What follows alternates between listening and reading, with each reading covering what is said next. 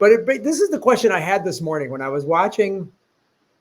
I think it was MSNBC. I'd like to see like what are they trying to feed me today? Well, there's always some big distraction, right?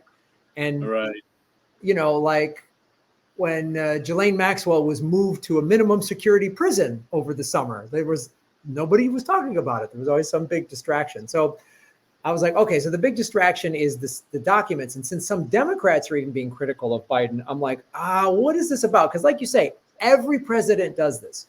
So whenever a president gets called out for doing something that every president has done, I am always like, this is some type of distraction, or they want to get rid of this person for some other reason. And I'm just like, to me, I could be wrong, but this is where I'm like, oh, this is where they're starting to ramp up to. And I think what's going to come out next is, oh, Joe Biden's having memory issues. This thing that's been obvious since 2019 when he first started running.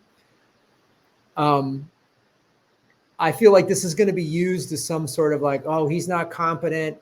And then here's Kamala Harris. She'll be in, and Vice President, former Naval Intelligence Officer Pete Buttigieg, because I think that's the CIA's final, just ultimate goal is to have a CIA president, like have someone that was trained and sitting in the Oval Office.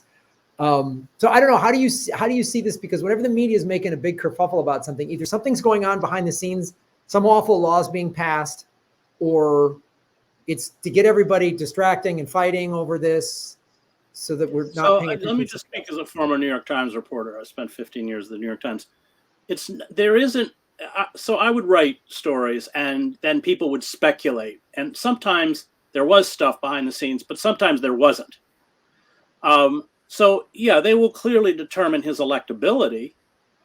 I think it's probably a little too early for that. And if they feel that he's going to get swamped, I wouldn't be surprised if they pressure him out. But I think it's too early. I don't think they know yet. Part of it is they're not sure who he would run against. I mean, he's kind of isn't he kind of dead even with Trump? Trump's numbers have been falling a bit. But if there was a matchup, for instance, with him and DeSantis, and it looked like a landslide that he was going to get, and this is, of course, what happened with LBJ. Yeah, the party would push him out. They don't care whether he's sentient or all that. It's irrelevant because the end of the Reagan administration, Reagan didn't even know where he was. I was in Central America at the time, and Congress delegations would come down, and I talked to one delegation where before they had come to El Salvador, Nicaragua, they'd gone in to meet with Reagan in the Oval Office, and his aides gave him flashcards so he could find the right answer, and they'd given him the wrong flashcards. So they asked about Central America, and they gave him the economic flashcards, and he just read the economic flashcards.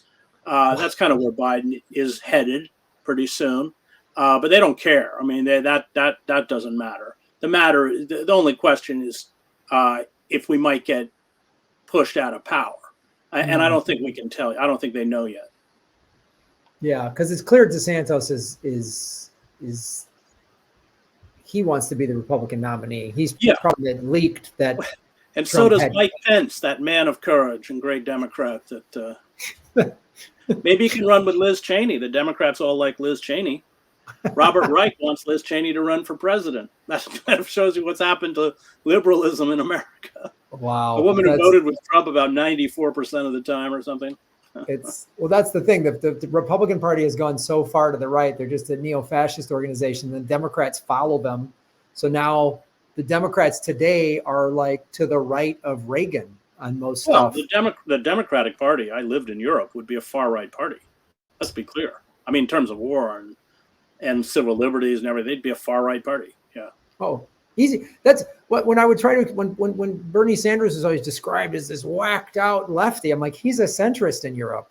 Yeah, of course. And Bernie would never take on the military establishment, right? Because he knows it's political death. The last two presidential candidates who took it on were destroyed. Henry Wallace, 1948, George McGovern in 1972. They were destroyed because the hierarchies of both parties conspired against them. So once McGovern got the nominee and perhaps maybe the only open convention the Democratic Party held, the leadership of the Democratic Party united with the Republican Party and Nixon to destroy McGovern.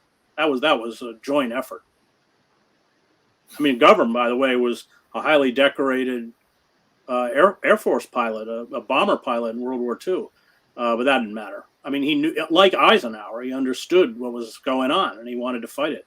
And the same with Henry Wallace, who was really vicious. He had been Roosevelt's vice president, ran in 48 as an independent, and they destroyed him too. Hey, everybody. Thanks for watching. We are still in our 9th month of demonetization from YouTube. So support what we're doing at patreon.com/Graham Elwood or rockfin.com/Graham Elwood, which is a blockchain cryptocurrency platform. It's free to sign up, and there's a premium level at $10 a month. And for that, you get everybody on the platform's premium content. Myself, Lee Camp, Ron Placone, Jimmy Dore, Whitney Webb, Kim Iverson, Abby Martin, and many, many others. You can also support what we're doing at Venmo at Graham-Elwood and go to GrahamElwood.com. We have a PayPal button and a PO box. I also have crypto wallets, which are all in the show notes. Thanks for supporting what we do.